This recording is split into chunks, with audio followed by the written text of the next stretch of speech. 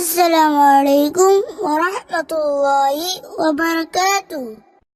الحمد لله نحمده ونستعينه ونستغفره ونؤمن به ونتوكل عليه ونعوذ بالله من شرور أنفسنا ومن سيئات أعمالنا من يهدي الله فلا مضل له ومن يضلل فلا هادي له ونشهد أن لا إله إلا الله وحده لا شريك له ونشهد أن سيدنا ومولانا محمدا عبده ورسوله صلى الله تعالى عليه وعلى آله وأصحابه وبارك وسلم تسليما كثيرا كثيرا أما بعد فأعوذ بالله من الشيطان الرجيم بسم الله الرحمن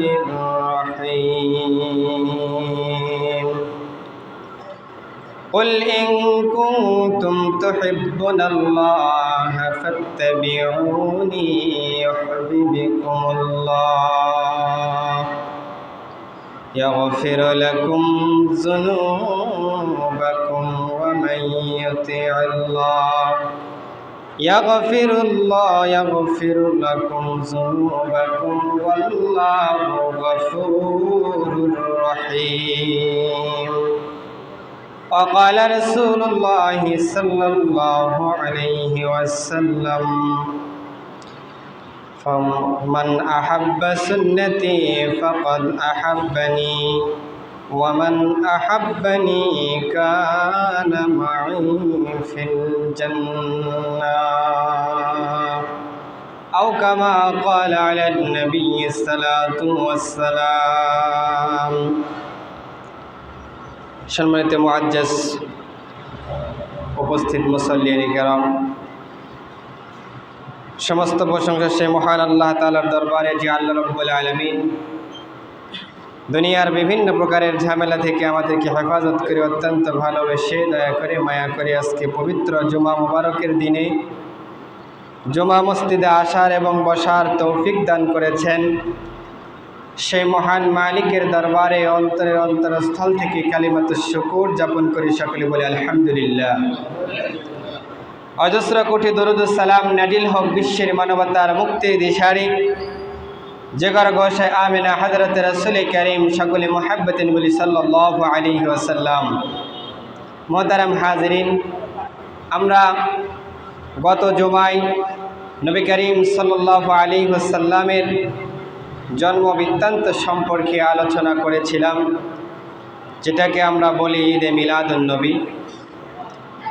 আজকে আমরা আলোচনা শুনব আশিকে রাসূল সাল্লাল্লাহু আলাইহি ওয়াসাল্লাম ও সাহাবায়ে কিরাম রাদিয়াল্লাহু তাআলা আনহু কিভাবে রাসূল সাল্লাল্লাহু আলাইহি ওয়াসাল্লামকে ভালোবেসেছেন, তাদের ভালোবাসার মাত্রা কীরকম ছিল, আর আমাদের ভালোবাসার সিস্টেমটা কি। মুহতারাম হাজিরিন, আল্লাহ তাআলা রসুলকে মোহাব্বত করা, ভালোবাসা প্রতিটি মুসলমানের জন্য অপরিহার্য কর্তব্য। এটি প্রতিটি মুসলমানের ঈমানের এক অবিচ্ছেদ্য অংশ। এই ভালোবাসা শুধু মৌখিক বলির আড়ানোর নাম নয়, মুখে মুখে রসুলকে ভালোবাসলাম এ কথা বললাম, এটার নাম রসুলের বা আশিকে রসুলের কাম নয়। বরং দুনিয়ার ভালোবাসার যত বস্তু আছে, ভালোবাসার যত ব্যক্তি আছে, এসব বস্তু এবং ব্যক্তি থেকে যতক্ষণ পর্যন্ত আল্লাহ রসুল সাল্লাল্লাহু আলাইহি সাল্লামের ভালোবাসা আমার অন্তরে বেশি না হবে, ততক্ষণ পর্যন্ত কেউ পরিপূর্ণ মুমিন হতে পারবে না। আল্লাহ রাব্বুল আলামিন পবিত্র কোরআনে সূরা তাওবার 24 নম্বর আয়াতে ঘোষণা করে জানাইয়া দিয়েছেন। আল্লাহ রাব্বুল আলামিন বলেন, قل إن كان آباؤكم وأبناؤكم وإخوانكم وأزواجكم وعشيرتكم وأموال افترضتموها وتجارة وتخشوا كسادة ومساكن ترضونها أحب إليكم من الله ورسوله والجهاد في سبيل الله فتربصوا حتى يأتي الله بأمره والله لا يهدي القوم الفاسقين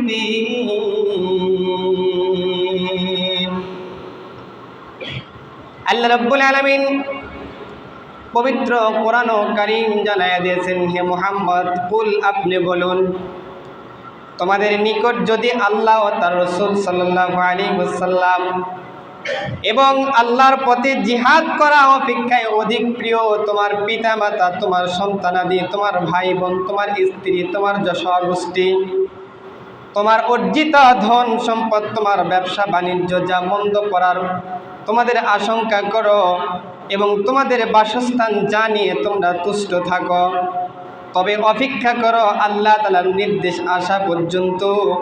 আল্লাহ তাআলা সত্য ত্যাগী সম্প্রদায়কে কখনো সুপথ দেখায় না, সুপথ প্রদর্শন করে না। নবী করিম সাল্লাল্লাহু আলাইহি ওয়াসাল্লাম একটি হাদিস নকল করেছেন, বুখারী শরীফ কিতাবুল ঈমানের মধ্যে হাদিসটি নকল করেছেন। নবী করিম সাল্লাল্লাহু আলাইহি ওয়াসাল্লাম বলেন, লা ইউমিনু আহাদুকুম হাত্তা আকুনা আহাব্বা ইলাইহি মিন ওয়ালিদিহি ওয়া ওয়ালাদিহি ওয়ান নাসি আজমাইন। আমাদের নবী সরকারে দো আলম নবী পয়গম্বর সাল্লাল্লাহু আলাইহি ওয়াসাল্লাম ইরশাদ করে জানায়া দিয়েছেন, তোমাদের কেউ ততক্ষণ পর্যন্ত পরিপূর্ণ প্রকৃত মুমিন হতে পারবে না যতক্ষণ পর্যন্ত আমি তার নিকট সবচাইতে বেশি প্রিয় না হব তার পিতামাতা থেকে, তার সন্তানাদি থেকে এবং সমস্ত মানুষ থেকে। সারা পৃথিবীর কুল কায়নাত আল্লাহ রাব্বুল আলামিন যা কিছু তৈরি করেছেন, মানুষ আমরা তৈরি হয়েছে, সৃজিত হয়েছে, এরপর আমরা সাংসারিক জীবনের মধ্যে ঢুকিয়ে যাই। সাংসারিক জীবনে যাওয়ার পর আমাদের মোহাব্বতের মানুষ থাকে, আমাদের স্ত্রীরা, আমাদের ছেলে সন্তান, আমাদের বাবা মা, পিতা মাতা, আত্মীয় স্বজন, এমনকি অর্জিত সম্পদের প্রতি আমাদের একটা ভালোবাসা থাকে। আল্লাহর নবী সে কথাই বলেছেন, এই তোমার স্ত্রীর ভালোবাসা, তোমার স্বজাতির ভালোবাসা, তোমার ছেলে সন্তানের ভালোবাসা, তোমার ধন সম্পদের ভালোবাসা, তোমার পিতা মাতার ভালোবাসা, যে ভালোবাসায় বাসো না কেন, এগুলোর থেকে সব চাইতে আমি রসুলকে যখন তোমার প্রিয় মনে না হবে, আমার রসুলকে অতক্ষণ পর্যন্ত যদি সব চাইতে বেশি ভালোবাসতে না পারবে, ততক্ষণ পর্যন্ত তুমি প্রকৃত খাঁটি মুমিন মুসলমান হতে পারবে না। আল্লাহ রসুল বলেছেন, লা ইউমিনু আহাদুকুম হাত্তা আকুনা আহাব্বা ইলাইহি মিন ওয়ালিদিহি ওয়া ওয়ালাদিহি ওয়ান নাসি আজমাইন।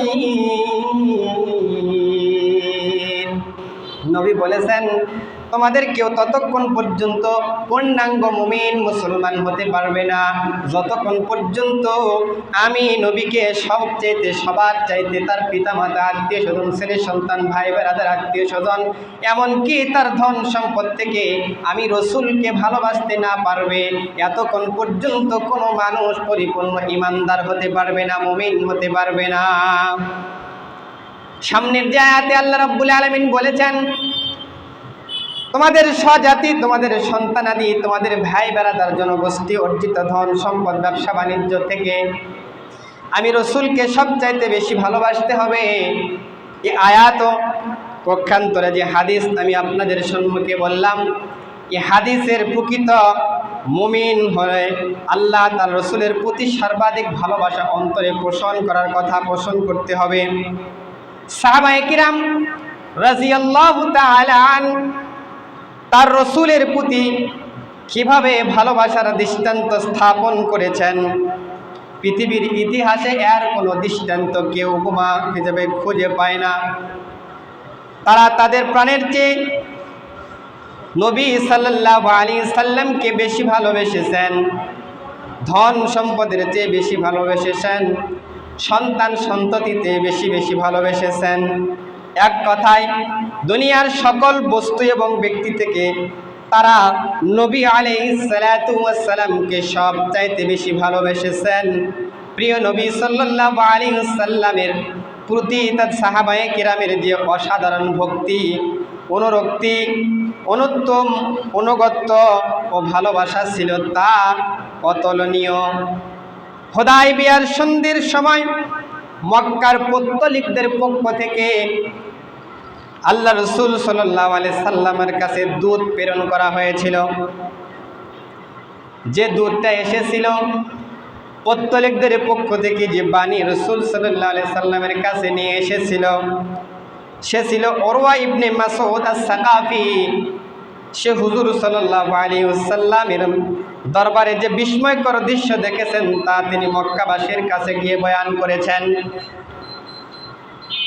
সে পৌত্তলিকদের কাছে গিয়ে বয়ান করেন, হে কুরাইশের দলেরা, তোমরা শুনে রাখো, আমি দুনিয়ার বড় বড় রাজা বাদশাদের দরবারে গিয়েছি, এমনকি রোম সম্রাটের দরবারে গিয়েছি, পারস্যের সম্রাটের দরবারে গিয়েছি, আবিসিনিয়ার বাদশাহ সহ বড় বড় দরবারে আমি দেখেছি, কিন্তু মুহাম্মদ সাল্লাল্লাহু আলাইহি ওয়াসাল্লামের দরবারে আমি যা কিছু দেখেছি পৃথিবীর কোথাও কোনো বাদশার দরবারে আমি তা দেখি নাই।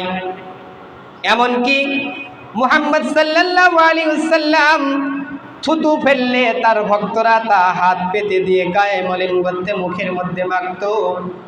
তিনি ওযু করলে তার ব্যবহৃত পানি একটি ফোঁটা লাভের জন্য তারা এমনভাবে প্রতিযোগিতা করত, লড়াই করত। তিনি কোনো আদর্শ ছিলেন, প্রত্যেককে সবার আগে সেই আদেশ পালন করার সচেষ্ট থাকতেন। তার সম্মুখে কোনো লোক উচ্চস্বরে কথা বলতো না, তার প্রতি পূর্ণ দৃষ্টিতে কখনো তাকাইতেন না। সাহাবায়ে কেরাম রাদিয়াল্লাহু তাআলা নবীর প্রতি এমন হাজারো ঘটনা হাদিসের প্রতি ইঙ্গিত করেছেন। রাসূল করিম সাল্লাল্লাহু আলাইহি ওয়াসাল্লাম একবার তার মোবারক শরীরে সিংহা লাগিয়েছিলেন, এতে কিছু রক্ত বের হলো। এই রক্ত তিনি হযরতে আব্দুল্লাহ ইবনে জুবাইর রাদিয়াল্লাহু তাআলার হাতে দিয়ে বললেন, কোথাও একে দাফন করে এসো। আব্দুল্লাহ ইবনে জুবাইর রাদিয়াল্লাহু তাআলা তা নিয়ে গেলেন। কিছুক্ষণ পর যখন ফিরে এলেন তখন রাসূল সাল্লাল্লাহু আলাইহি সাল্লাম তাকে জিজ্ঞাসা করলেন, রক্তটুকু কি করলে? আব্দুল্লাহ ইবনে জুবাইর বললেন, ওগো আল্লাহর রাসূল, আমি তাকে জমিনের কোথাও দাফন করার সাহস পাই নাই, এজন্য আমি আব্দুল্লাহ আপনার সিংহা লাগানো রক্তটুকি প্রাণ করে নিয়েছি, খেয়ে ফেলেছি। হুজুর আকরাম সাল্লাল্লাহু আলাইহি সাল্লাম বললেন, হে আব্দুল্লাহ, শুনে রেখো, যে শরীরে আমি মুহাম্মদ সাল্লাল্লাহু আলাইহি সাল্লামের রক্ত প্রবেশ করেছে ওই শরীর কখনো জাহান্নামের আগুনে পড়বে না, ওই শরীর জাহান্নামের আগুন তার জন্য হারাম হয়ে গিয়েছে। আল্লাহর নবী জনাবে মুহাম্মদুর রাসূলুল্লাহ সাল্লাল্লাহু আলাইহি সাল্লামকে সাহাবায়ে কেরাম এভাবে ভালোবেসেছেন। উহুদের যুদ্ধে কাফেরদের অতর্কিত আক্রমণে যখন নবী সাহাবায়ে কেরাম ছত্রভঙ্গ হয়ে গিয়েছিলেন, তখন আল্লাহর নবী জনাবে মুহাম্মদুর রাসূলুল্লাহ সাল্লাল্লাহু আলাইহি সাল্লামের শিরস্থানের দুইটি লোহার করা আল্লাহর নবীর চেহারা মুবারকের মধ্যে ঢুকিয়ে পড়ে। তা খোলার জন্য একদিকে হযরতে আবু বকর সিদ্দিক দৌড়ে আসলেন, অপর দিক থেকে আবু দুজানা ইবনে জাররা ছুটে এলেন। তিনি আবু বকর সিদ্দিককে বাধা দিলেন, বললেন, হে আবু বকর, এই সৌভাগ্যর হাত থেকে আপনি আমাকে ছেড়ে দিবেন না। এই বলে তিনি নিজের দাঁত দ্বারা আল্লাহর নবী জনাবে মুহাম্মদুর রাসূলুল্লাহ সাল্লাল্লাহু আলাইহি ওয়াসাল্লামের চেহারা থেকে লোহার করা উঠানোর জন্য এমনভাবে কামড় দিতে লাগলেন, যেই মাত্র তিনি মুখ লাগিয়ে কামড়ে ধরে টান দিলেন, অমনি করাটির খুলে আসলো। সাথে সাথে আবু উবাইদার একটি দাঁত ভেঙে পড়ে গেল। তিনি সেদিকে ভ্রুক্ষেপ করলেন না। আবার কামড় দিয়ে অপর করাটি যখন তোলার জন্য টান দিলেন, এতে আবু উবাদার আরো একটি দাঁত ভেঙে পড়ে গেল। এদিকে উক্ত জখম থেকে নবী করিম সাল্লাল্লাহু আলাইহি ওয়াসাল্লামের যখন রক্ত মুবারক দ্বারা তার চেহারা মুবারকটা মলিন হয়ে যাচ্ছে, লাল হয়ে যাচ্ছে, সাহাবায়ে কেরাম রাদিয়াল্লাহু তাআলা বলেন, রাসূলুল্লাহ সাল্লাল্লাহু আলাইহি সাল্লামের চেহারা মুবারকে রক্ত হয়ে গেল। তখন মালিক বিন সিনান রাদিয়াল্লাহু তাআলা নবীজির চেহারাটা চুষে চুষে এমনভাবে জিহ্বা দ্বারা চেটে নিলেন, যাতে করে মনে হচ্ছিল এখানে কোনো রক্তের লেশ মাত্র ছিল না, রক্তের ছিটা ফোঁটা পর্যন্ত ছিল না। আল্লাহর নবী জনাবে মুহাম্মদুর রাসূলুল্লাহ সাল্লাল্লাহু আলাইহি ওয়াসাল্লাম বলেছেন, লান তামাসসাকুন নার, তোমাকে দোজখের আগুন কখনোই স্পর্শ করবে না। উহুদের যুদ্ধে মুসলমানদের বিপর্যয় ঘটে, এতে ৭০ জন সাহাবা কেরাম শহীদ শাহাদাত বরণ করেন। এদিকে ইবলিস শয়তান এক গুজব ছড়িয়ে দেয় উহুদের মাঠে মুহাম্মদ সাল্লাল্লাহু আলাইহি সাল্লাম নিহত হয়েছেন। এই সংবাদ যখন মদিনার অলিতে গলিতে পৌঁছে যায়, মদিনার মেয়ে লোকেরা অস্থির হয়ে পেরেশান হয়ে ঘর থেকে বেরিয়ে উহুদের দিকে ছুটে যায়। একজন আনসারী মহিলা অস্থির হয়ে লোকজনকে জিজ্ঞাসা করলেন, আপনারা উহুদের ময়দান থেকে ফিরে জিহাদের যুদ্ধে মদিনার ঢুকতেছেন, আপনারা বলেন আমাদের নবীর অবস্থা কি? লোকেরা বলল, তোমার পিতা এই যুদ্ধে শরীক হয়েছিল, তোমার পিতা তো শহীদ হয়ে গিয়েছে। মহিলা বলল, আমার পিতা শহীদ হয়েছে তা কোনো পরোয়া নাই, তোমরা বলো আমাদের নবী কোন অবস্থায় আছেন। আবার পেরেশানি হয়ে সামনে অগ্রসর হইতেছে, আবার জিজ্ঞাসা করতেছে, এ মদিনা প্রত্যাবর্তনকারী সাহাবা, তোমরা বলো রাসূলের কি অবস্থা? তখন বলে, তোমার স্বামী এই যুদ্ধের মধ্যে ময়দানের মধ্যে শাহাদাত বরণ করেছে। মহিলা বলে, আমার স্বামী মৃত্যুবরণ করেছে, আমার স্বামী শাহাদাত বরণ করেছে, তাতে কোনো পরোয়া নাই, তোমরা বলো আমাদের নবী কেমন আছে? মহিলা আবার সামনে গিয়ে অগ্রসর হয়, আবার বলে, তোমরা বলতে থাকো আমাদের নবী কিরকম আছে উহুদের ময়দানে। তারা বলে, এই যুদ্ধের ময়দানে তোমার ভাই শহীদ হয়ে গিয়েছে, এই যুদ্ধের ময়দানে তোমার 2টি সন্তান অংশগ্রহণ করেছিল, তারাও শহীদ হয়ে গিয়েছে। তে বলে, আমার কোনো পরোয়া নাই, তারা শহীদ হয়েছে, তোমরা এখনো পর্যন্ত বলো আমার প্রিয় নবীর অবস্থা কেমন আছে।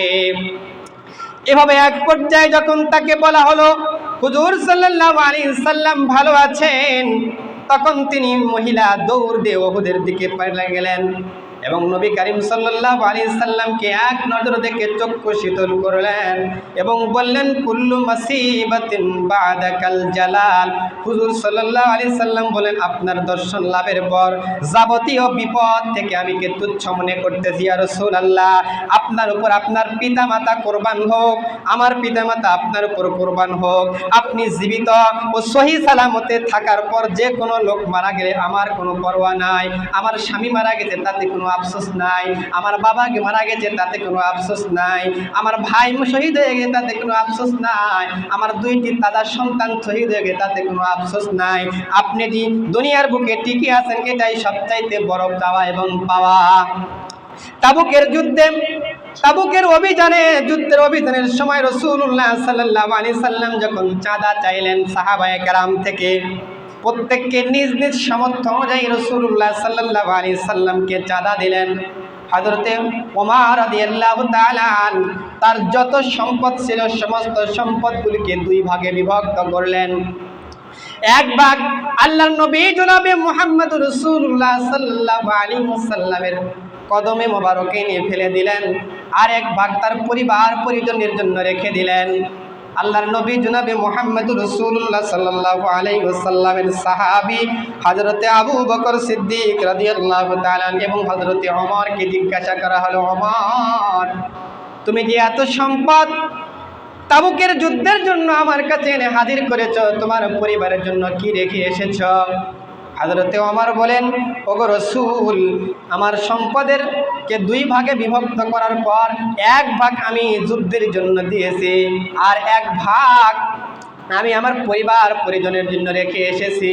আল্লাহর নবী হযরতে আবু বকর সিদ্দিক রাদিয়াল্লাহু তাআলাকে জিজ্ঞাসা করে, আবু বকর তুমি বাসার মধ্যে কি রেখে এসেছো? আল্লাহর নবী জনাবে মুহাম্মদুর রাসূলুল্লাহ সাল্লাল্লাহু আলাইহি ওয়াসাল্লামের জবাবে আবু বকর বলেন, ওগো আল্লাহর রাসূল, আমার বাড়ির মধ্যে এমন কোনো সম্পদ নাই যে সম্পদ আমি রেখে এসেছি। আমার বাড়ির মধ্যে যা কিছু ছিল আমি সব সম্পদ আপনার পায়ের কাছে এনে হাজির করেছি, আর বাড়ির মধ্যে রেখে এসেছি আল্লাহ রসুলকে রেখে এসেছি। হাদিসের মধ্যে এসেছে হযরতে আবু বকর সিদ্দিক রাদিয়াল্লাহু তাআলা তার গায়ের জুব্বাটি খুলে বিক্রি করে দিয়ে সালার চট পরিধান করে সেই টাকাটা পর্যন্ত রসুল দরবারে হাজির করেছেন। এ হলো সাহাবায়ে কেরামের ভালোবাসার নমুনা, রসুলকে ভালোবাসার নমুনা। সাহাবায়ে কেরাম তা দেখিয়ে গিয়েছেন। জানমালের চাইতে তারা রসুলকে বেশি ভালোবেসেছেন, তাদের সন্তানের থেকে আল্লাহ রসুলকে তারা বেশি ভালোবেসেছেন। উহুদের যুদ্ধে যখন কাফেরগণ চতুর্দিক থেকে বৃষ্টির ন্যায় তীর নিক্ষেপ করতেছিল, তখন আবু দুজানা রাদিয়াল্লাহু তাআলা কাফেরদের দিকে পিঠ করে হুজুর সাল্লাল্লাহু আলাইহি সাল্লামের দিকে মুখ করে এমন ভাবে দাঁড়িয়ে যান যার তারা পুরা দেহটাকে রসুলের জন্য ঢাল হিসাবে ব্যবহার করেন।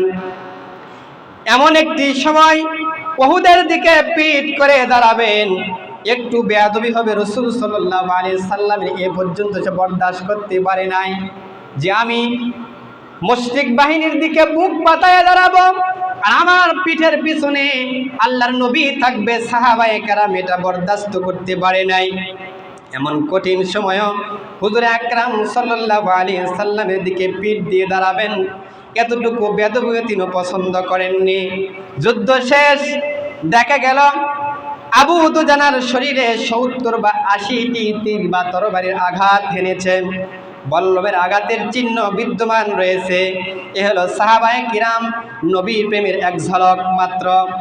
এমনি ভাবে হুজুর আকরাম সাল্লাল্লাহু আলাইহি ওয়াসাল্লাম খাতামুন নবিয়্যিন ছিলেন, এমনি ভাবে ভালোবাসা তার উপর রহম খতম হয়েছেন, আর সাহাবায়ে কিরাম দ্বারা ইশকে খতম হয়ে গিয়েছেন।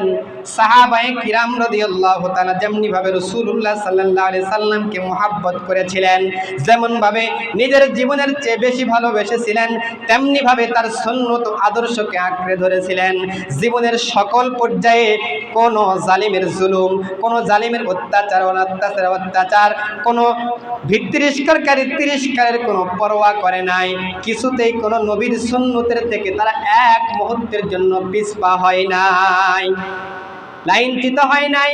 যে কতই তিরস্কার করুক না কেন, তিরস্কারকারী তিরস্কার করেছে, অত্যাচারকারী অত্যাচার করেছে, জুলুমকারী জুলুম করেছে, তারপরও সাহাবায়ে কেরাম আল্লাহ রসুলের আদর্শ থেকে এক সময়ের জন্য, এক মুহূর্তের জন্য বিচ্যুত হয় নাই। মুসলমানগণ যখন পারস্যের আক্রমণ করলেন, তখন পারস্যের সম্রাট কিসরার মুসলমানদের সাথে একটি আলোচনা প্রস্তাব পেশ করলেন। হযরতে হুযায়ফা ইবনে ইয়ামানি রাদিয়াল্লাহু তাআলা আনহুর নেতৃত্বে একটি প্রতিনিধি দল সম্রাটের আক্রমণের সাড়া দেন, সম্রাটের আমন্ত্রণে সাড়া দেন, দিয়ে তারা ইয়ামানবাসীর নেতৃত্বে একটি প্রতিনিধি দল সম্রাট অর্থাৎ পারস্যের সম্রাটে তাদেরকে আমন্ত্রণ করেন। আমন্ত্রণে তারা সাড়া দিয়ে রাজ দরবারে ভ্রমণ করলেন। তখন তারা রাজ দরবারে পৌঁছলেন, তখন সম্রাটের পক্ষ থেকে তাদের জন্য আপ্যায়নের ব্যবস্থা করা হলো। খাবার শুরু করলেন। খাবার এক পর্যায়ে হযরতে হুযায়ফা রাদিয়াল্লাহু তাআলা আনহুর হাত থেকে একটি লোকমা খাবার মাটিতে পড়ে গেল। সাথে সাথে তার সুন্নতের কথা স্মরণ হয়ে গেল, আল্লাহর নবীর সুন্নতের আদর্শের কথা স্মরণ হয়ে গেল। আল্লাহর নবী জনাবে মুহাম্মদুর রাসূলুল্লাহ সাল্লাল্লাহু আলাইহি সাল্লাম ইরশাদ করেছেন, যখন তোমাদের হাত থেকে খাবার পড়ে যায় তখন তোমরা তা নষ্ট না করে, কেননা আল্লাহ তাআলা তার প্রদত্ত রিজিক তোমরা জানো না কোন খাবারের মধ্যে তার বরকত নিহিত আছে, কোন লোকমার মধ্যে আল্লাহ বরকত রেখে দিয়েছেন। এই জন্য খাবারের অসম্মানী করো না, বরং উঠিয়ে তা সাফ পরিষ্কার করে খেয়ে ফেলাও। সুতরাং যখন লোকমা নিচে পড়ে গেল তখন হযরত হুযায়ফা রাদিয়াল্লাহু তাআলা আনহু উক্ত হাদিস স্মরণ হওয়া মাত্রই পড়ে যাওয়া লোকমা উঠাতে হাত বাড়িয়ে দিলেন। সাথে সাথে তারই পাশে উপবিষ্ট এক ব্যক্তি হাতের কনুই দ্বারা মৃদু আঘাত করে ইরশাদ করলেন বা ইশারা করলেন, হে হুযায়ফা, তুমি কি করছো? তুমি কি জানো এটা কার বাদশার দরবার? এরা পারস্যের সম্রাটের রাজ দরবার। এখানে যদি পড়ে যাওয়া লোকমা খাও তাহলে তোমাদের তারা কোনো ওজন থাকবে না, তোমাদের সম্মান তারা করবে না, তোমাদেরকে তারা তুচ্ছ মনে করবে, অসামাজিক বলবে। আজকের জন্য অন্তত এটা ছেড়ে দাও। তখন হুযায়ফা রাদিয়াল্লাহু তাআলা সে হৃদয়গ্রাহী ঘোষণা দিয়েছিলেন, তা ইতিহাসের পাতায় স্বর্ণাক্ষরে লিখিত আছে। তিনি দীপ্ত কণ্ঠে ঘোষণা করেছিলেন, আমি কি আমার মাহবুব সাল্লাল্লাহু আলাইহি ওয়াসাল্লামের সুন্নতকে এই সকল আহমক বেকুবদের জন্য কি আমি সুন্নতকে ছেড়ে দিব? কখনোই নয়। তারা আমাকে ভালোবাসুক, ভালো বলুক বা মন্দ বলুক, তারা আমাকে খারাপ বলুক না কেন বলুক, তারা আমাকে সম্মান করুক বা না করুক, অসম্মান করুক, ঠাট্টা করুক, বিদ্রুপ করুক, উৎসাহ করুক, যাই করুক না কেন, কোনো অবস্থাতেই আমি মুহাম্মদ সাল্লাল্লাহু আলাইহি ওয়াসাল্লামের সুন্নতের অবজ্ঞা করতে পারবো না। এটাই ছিল রাসূলের প্রেম, এটাই ছিল রাসূলের প্রেম। এজন্য এক কবি বলেছেন, তুকু যাও সুন্নতে আহমদ কুজা, তুকু যাও সুন্নতে আহমদ কুজা, বা মুহিব্বা কাইবু আদনিজ বত্তরা। তুমি কোথায়? তোমার নবী কোথায়? তোমার নবীর সুন্নত কোথায়? তোমার নবীর সুন্নত কোথায়? মুহাম্মদ সাল্লাল্লাহু আলাইহি ওয়াসাল্লামের সাথে তোমার কিসের সম্পর্ক? মুহাম্মদ সাল্লাল্লাহু আলাইহি ওয়াসাল্লামের সম্পর্কের লেশ মাত্র তোমার বডির মধ্যে পাওয়া যায় না। তুমি কিসের আশিকে রাসূল দাবি করো? কিসের নবী প্রেমের আশিক দাবি করো? মাসে বছরে 12 রবিউল আউয়াল আসলেই শুধু নবীর প্রেম জেগে ওঠে, সারা বছরে নবীর প্রেমের কোনো খবর নাই। আল্লাহর নবী যেরকম ভাবে সুন্নতের পাবন্দি করে গিয়েছেন, অমনি ভাবে আল্লাহ রাসূল জিহাদের ময়দানে কমান্ডারের দায়িত্ব পালন করেছেন। আল্লাহর নবী জনাবে মুহাম্মদ রাসূলুল্লাহ যেভাবে রাষ্ট্র পরিচালনা করেছেন, অমনি ভাবে আবার জিহাদের ময়দানে তরবারি চালিয়েছেন। আল্লাহর নবী যেভাবে সমাজ পরিচালনা করেছেন, সেভাবে আবার একটা পরিবারেরও দায়িত্ব পালন করেছেন। একই সঙ্গে আল্লাহর নবীর সব আদর্শকে আমাদেরকে আঁকড়ে ধরতে হবে। শুধু মিষ্টি মিষ্টি সুন্নতগুলি আঁকড়ে ধরলাম, যেখানে খাবার আছে সেখানে গিয়ে পুকুরি করে পড়লাম, আর যেখানে রক্ত দিতে হবে সেখানে গিয়ে রাসূলের আদর্শকে ভুলে গেলাম। এইটার নাম নবীর আশিকে রাসূল নয়, এটা হচ্ছে আশিকে জিলাপি, আশিকে খাবার, এটাকে আশিকে জিলাপি বলা হয়। নবী করিম সাল্লাল্লাহু আলাইহি ওয়াসাল্লাম আজকে আমরা সুন্নতের আমল ছেড়ে দিয়েছি শুধু এই কারণে যে মানুষ আমাদেরকে কি বলবে।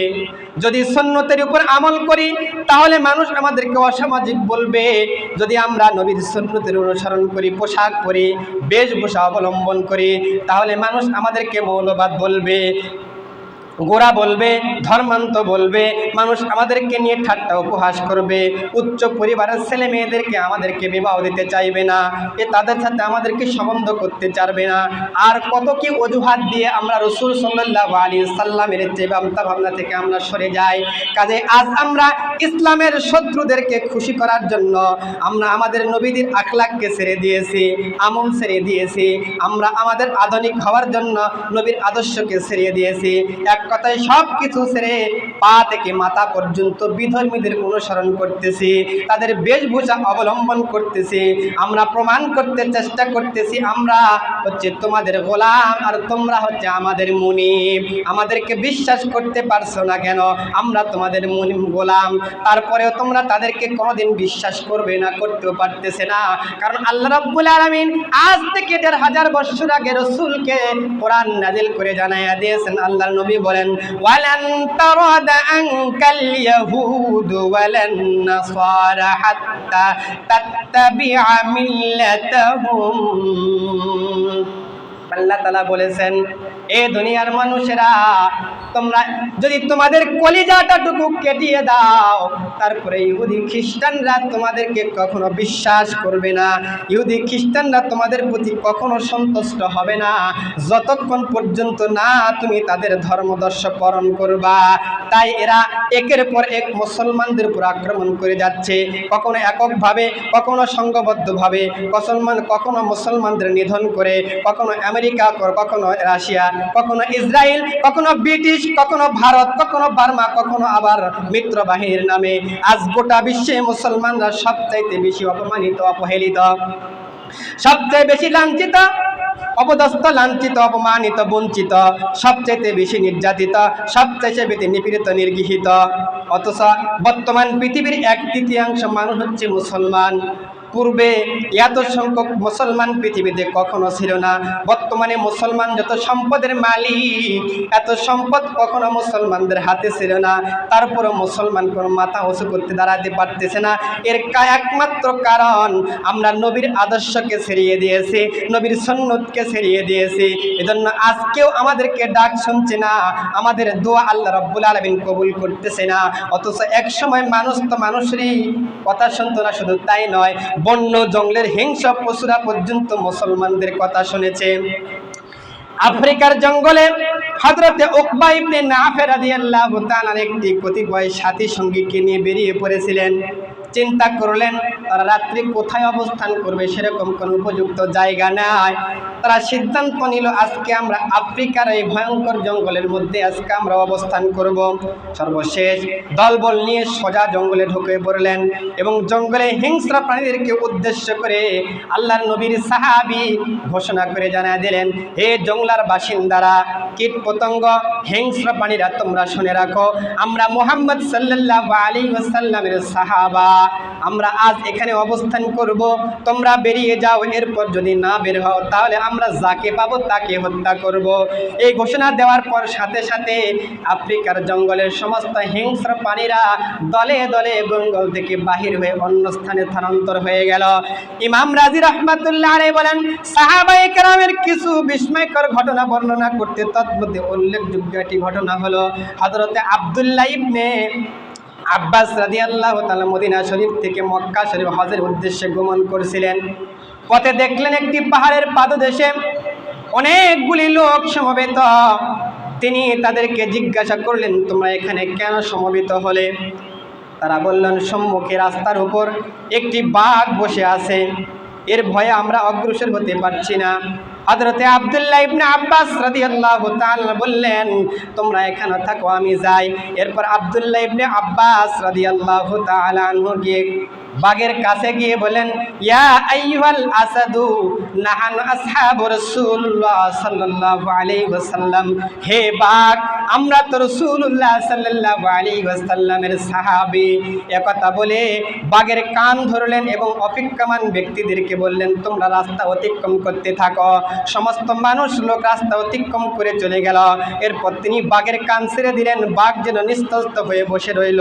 মোট কথা, সাহাবায়ে কিরাম যদি রাসূলুল্লাহ সাল্লাল্লাহু আলাইহি ওয়াসাল্লামের জীবদ্দশায় তার সত্তার প্রতি যেমন ভালোবাসার দৃষ্টান্ত স্থাপন করে গিয়েছে, তেমনি ভাবে তার সুন্নাহ ও জীবনের একমাত্র আদর্শ হিসেবে গ্রহণ করেছেন।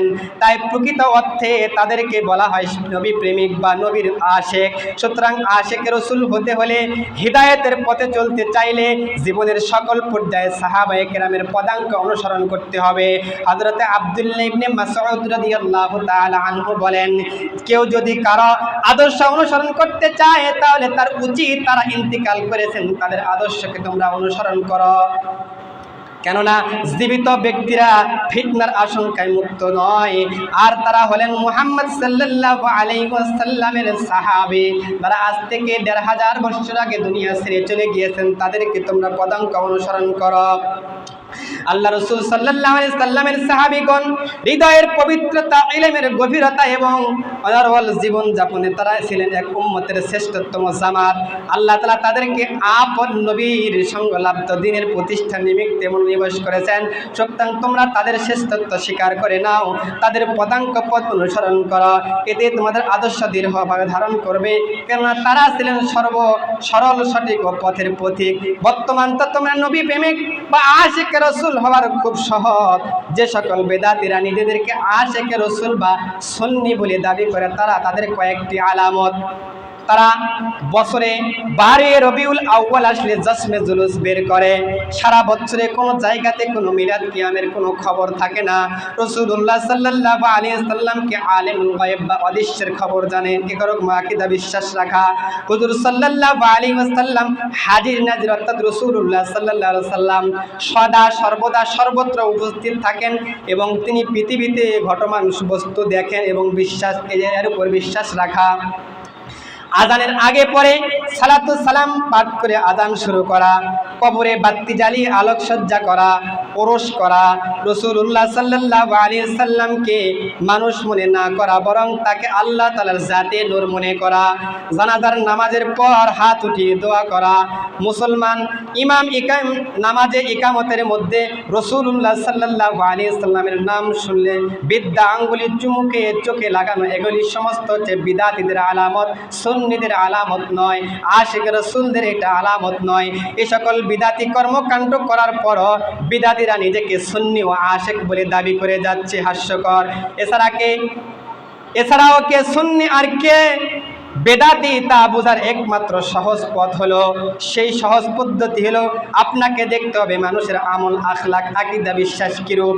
যাদের আকীদা বিশ্বাস রাসূলুল্লাহ সাল্লাল্লাহু আলাইহি সাল্লামের আকীদা বিশ্বাসের সাথে সম্পর্ক, যাদের আকীদা বিশ্বাস রাসূলুল্লাহ সাল্লাল্লাহু আলাইহি সাল্লামের আকীদা অনুযায়ী হবে, যাদের ইবাদত রাসূলুল্লাহ সাল্লাল্লাহু আলাইহি সাল্লামের ইবাদতের ন্যায় হবে, যাদের রাসূলুল্লাহ সাল্লাল্লাহু আলাইহি সাল্লাম আমাদের ন্যায় হবে, যাদের নামাজ রাসূলুল্লাহ সাল্লাল্লাহু আলাইহি সাল্লামের নামাজের ন্যায় হবে, যাদের জানাজা রাসূলুল্লাহ সাল্লাল্লাহু আলাইহি সাল্লামের জানাজার ন্যায় হবে, যাদের দোয়া রাসূলুল্লাহ সাল্লাল্লাহু আলাইহি সাল্লামের দোয়ার ন্যায় হবে, যারা হকপন্থী তারাই হচ্ছে সুন্নি আর তারা আহলে সুন্নাত ওয়াল জামাতের অনুসারী। প্রকান্তরে যাদের আকীদা আমল আখলাক ইবাদত বন্দেগী আযান ইকামত দোয়া দরুদ নসিব আকীদা বিশ্বাসের আমল আখলাক আযান ইকামত অনুযায়ী না, রাসূলের পন্থা অনুযায়ী নয়, বাতিল পন্থা অনুযায়ী, তারাই হচ্ছে বিদাতি, তারা কখনো সুন্নি নয়, তারাই হচ্ছে নবীর দুশমন, তারা ইসলামের শত্রু, মুসলমানের শত্রু।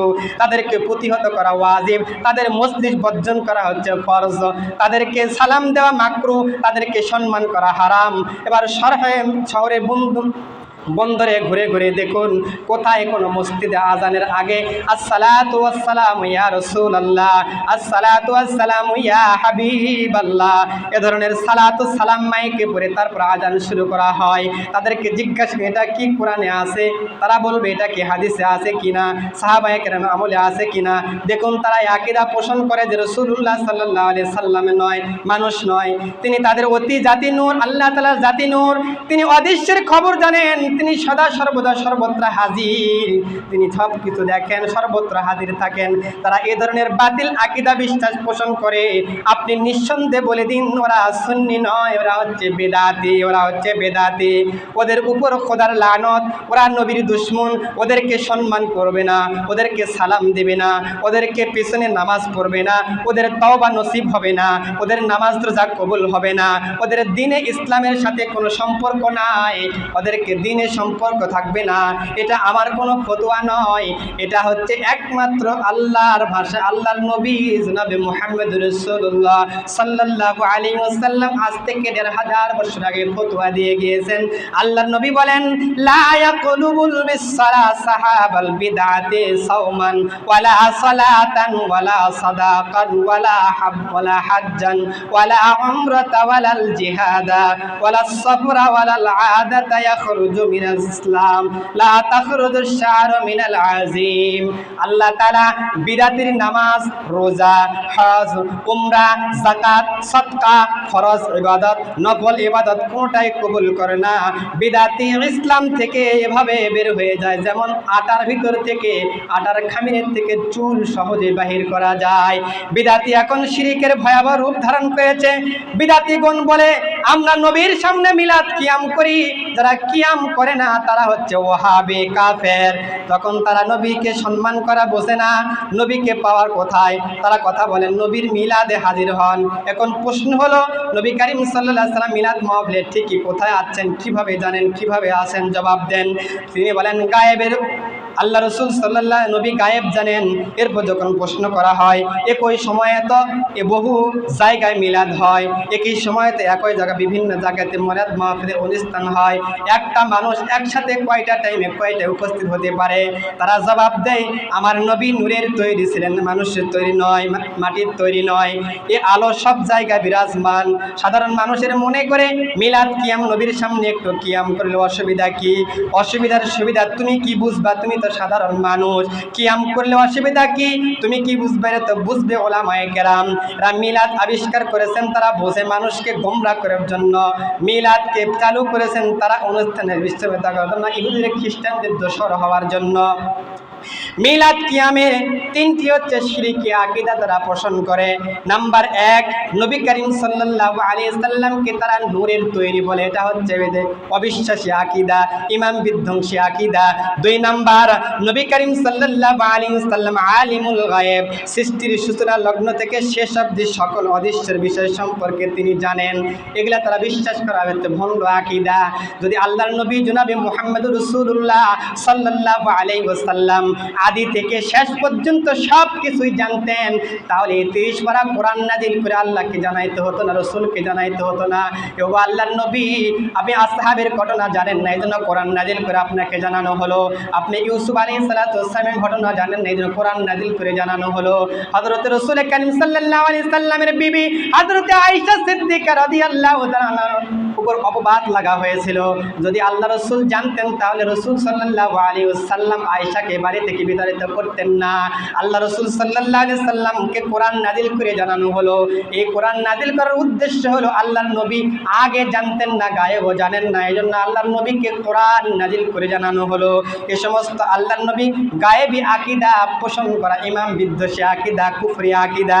3 নাম্বার, নবীকে হাদির নাদির বলা, অর্থাৎ তিনি সদা সর্বদা বিরাজমান। নবীর ব্যাপারে উক্ত 3 ভ্রান্ত আকীদা বিশ্বাস পোষণ করা হচ্ছে নিঃসন্দেহ কুফরি। তারা নবী সাল্লাল্লাহু আলাইহি ওয়াসাল্লামকে এই আকীদা করে, এমনকি তারা এমনভাবে নবীর জিকির করে, আল্লাহ তাআলার জিকির করে না। আপনারা বিভিন্ন মাজারে গিয়ে দেখবেন তারা আল্লাহর নামের জিকির কখনো করে না, তারা রাসূলের নামের জিকির করে, ইয়া রাসূলুল্লাহ, ইয়া হাবিবাল্লাহর নামে জিকির করে, অথচ সেই জিকির জায়েজ নাই। একমাত্র আল্লাহর জিকির ছাড়া কোনো জিকির জায়েজ নাই। ইয়া রাসূলুল্লাহ সাল্লাল্লাহু আলাইহি সাল্লাম নামে কোনো জিকির নাই। ওয়া যিকরুল্লাহি আকবার, আল্লাহ তাআলার জিকির হচ্ছে সবচাইতে বড় জিকির। রাসূলুল্লাহ সাল্লাল্লাহু আলাইহি সাল্লাম নিজেও ইরশাদ করেছেন, আফজালুজ যিকরি লা ইলাহা ইল্লাল্লাহ, সর্বোত্তম জিকির হচ্ছে লা ইলাহা ইল্লাল্লাহ। তারা সেই জিকির ছেড়ে দিয়ে বলে ইয়া রাসূলুল্লাহ, ইয়া হাবিবাল্লাহ, এই জিকির করে। শ্রেষ্ঠ জিকির লা ইলাহা ইল্লাল্লাহ, আমরা জিকির করি লা ইলাহা ইল্লাল্লাহ। বিদআতীরা জিকির করে ইয়া রাসূলুল্লাহ, ইয়া হাবিবাল্লাহ। আমরা দুরূদ পড়ি আল্লাহুম্মা সাল্লি আলা মুহাম্মাদিন সাল্লাল্লাহু আলাইহি ওয়াসাল্লাম, সাল্লাল্লাহু আলাইহি ওয়াসাল্লাম।